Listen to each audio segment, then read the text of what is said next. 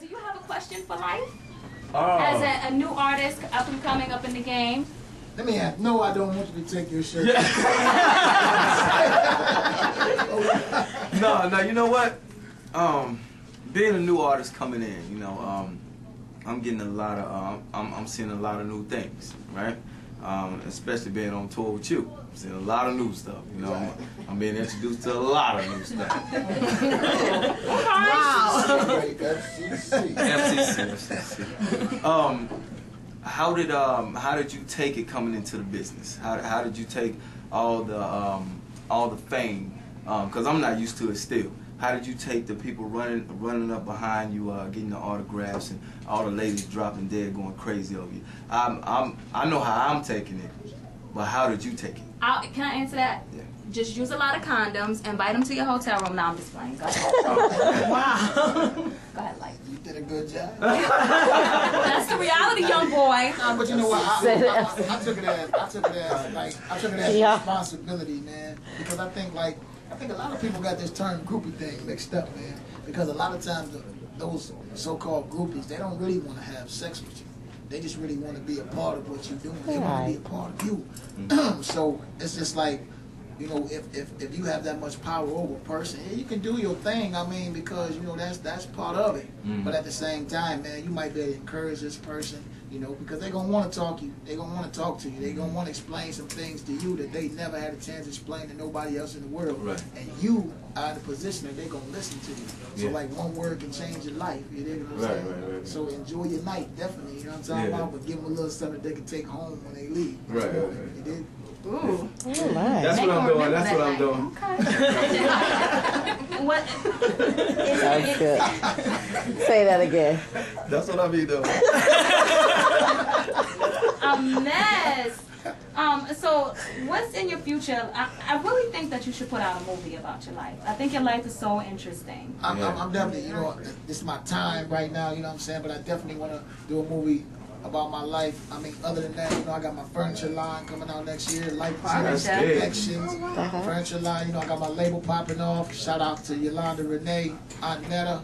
You know, I just bought an estate, like 2 acres with a house. It's called The Woods, and what it is, it's an event center. It's where I do nonprofit organizations with the CDC, the CDF, and also my nonprofit organization called the Tree of Life Foundation, where we throw events and we cater these events, not necessarily like donate money to ourselves, but we use these events to donate money to other worthy organizations. You know? Now, do you show up on time to those events?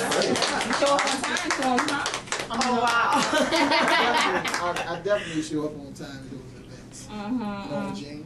Why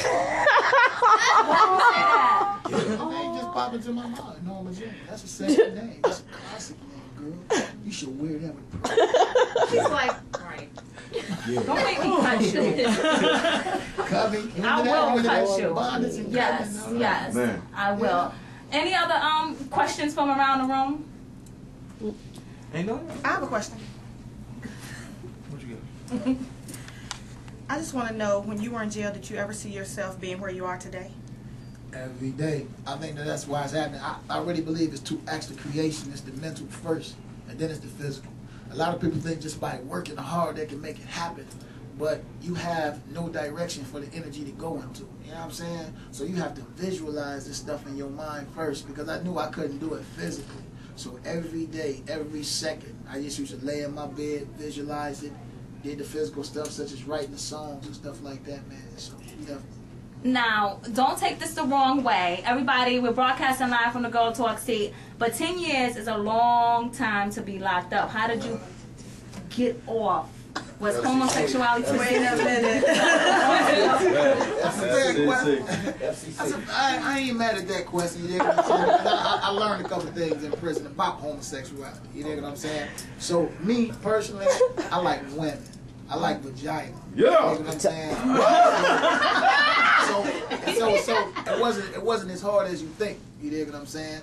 But like when I went into prison, I had like this anti-gay macho-ness about me. Like I didn't want them sitting next to me. If a gay person sat next to me in the chow hall, you asking about me, I was throwing their food on the floor. You know what I'm talking about? But as time went on, man, some of these guys, you know, for whatever reason, you know, they do their thing, but they just be cool people sometimes. You know what I'm saying? They got problems just like the rest of us, man. You know what I'm saying? And you and at some level, man, just like in prison, it's another world, just like this world out here. You have to deal with these people going through. You know what I'm saying? Just the course of your day, the course of your week, the course of your month, man. So it's just really important, you know, that we practice tolerance and we practice acceptance, because we have faults in ourselves too. Not to say that's a fault, because your thing is your thing. Right. You know what I'm talking about? But we definitely have to practice this stuff, man, if we want people to be accepting of our faults too.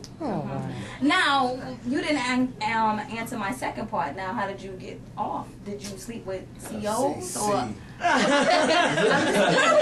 Because, and I'm gonna say this because I hear that there's these little things called wet willies in jail, and they roll up a bunch of tissue and they warm it up, and they like, if you could see me on camera, they put it in there, and it is what it is.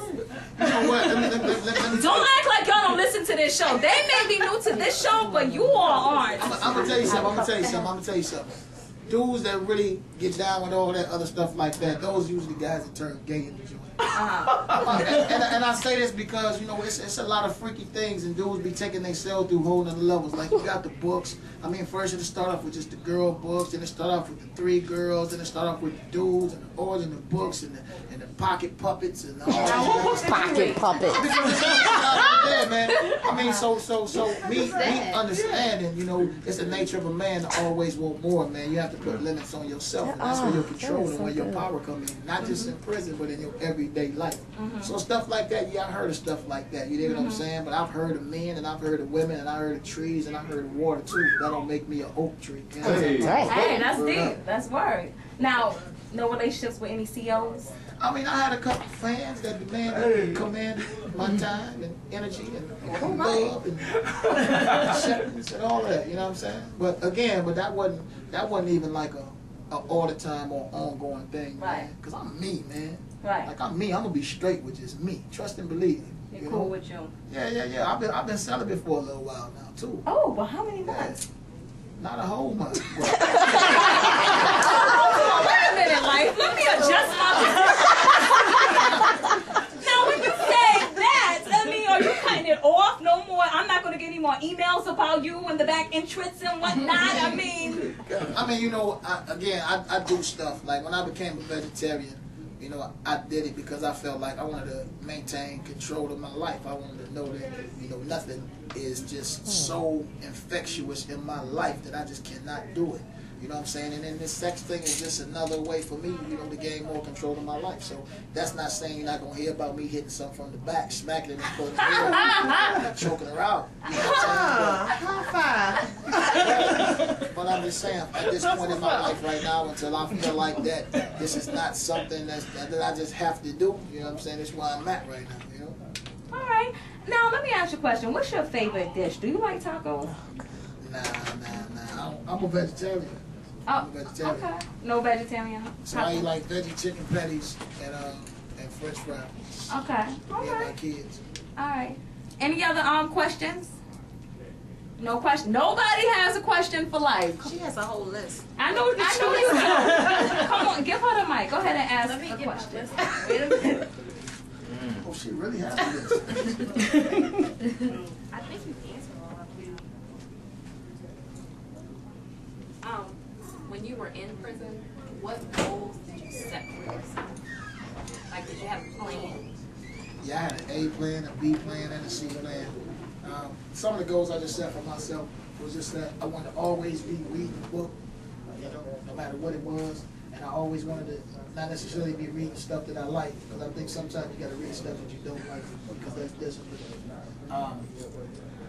I definitely wanted to be learning something, like, so I was in school down there, so I set goals like that, you know, and I felt like every day that I wasn't doing something that moved me closer to my goal, and I was just a wasted day. It wasn't a goal, it was a wish, you know, so I did stuff like that. Try to, you know, definitely get closer with the Creator in my own way. I didn't want nobody telling me. I didn't want to go to church and have them explaining to me what